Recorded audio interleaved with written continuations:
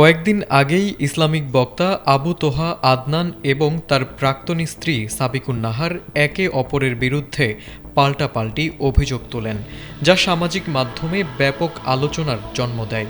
সাবিকুন নাহার তার স্বামীর বিরুদ্ধে পরকীয়া প্রেমের অভিযোগ তোলেন, যদিও আবু তোহা এসব অভিযোগকে সম্পূর্ণ মিথ্যা বলে দাবি করেন। এ ঘটনার এক পর্যায়ে গত ২১ অক্টোবর তাদের মধ্যে আনুষ্ঠানিকভাবে খোলা তালাক সম্পন্ন হয়।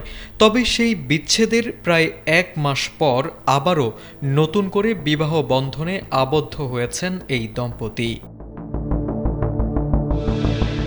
মঙ্গলবার এক ফেসবুক পোস্টে নিজেই এ তথ্য জানান সাবিকুন নাহার।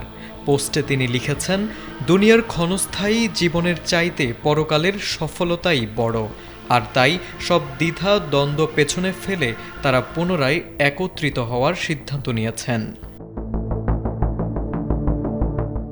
সাবিকুন নাহার তার পোস্টে তাদের সন্তানদের কথাও তুলে ধরেন। তিনি জানান, তার মেয়ে আয়শা প্রতিনিয়ত তার বাবাকে খোঁজে, বাবাকে ডাকতে থাকে। অন্যদিকে ছোট ওসমানও তার মায়ের অনুপস্থিতিতে অস্থির হয়ে পড়ে।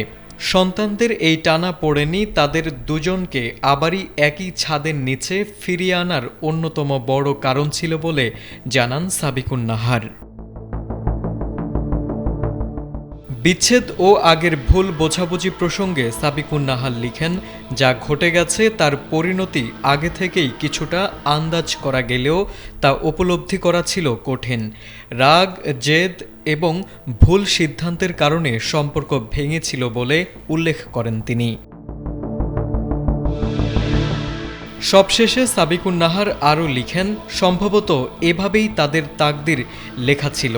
অনেক বড় মানুষও নিয়তির সামনে অসহায় হয়ে পড়েন। তাই অতীতের ভুল ও সংকট পেছনে ফেলে তারা আবার এক হয়েছেন। সন্তান আয়শা ও উসমান বাবা মাকে আবার একসঙ্গে পেয়েছেন।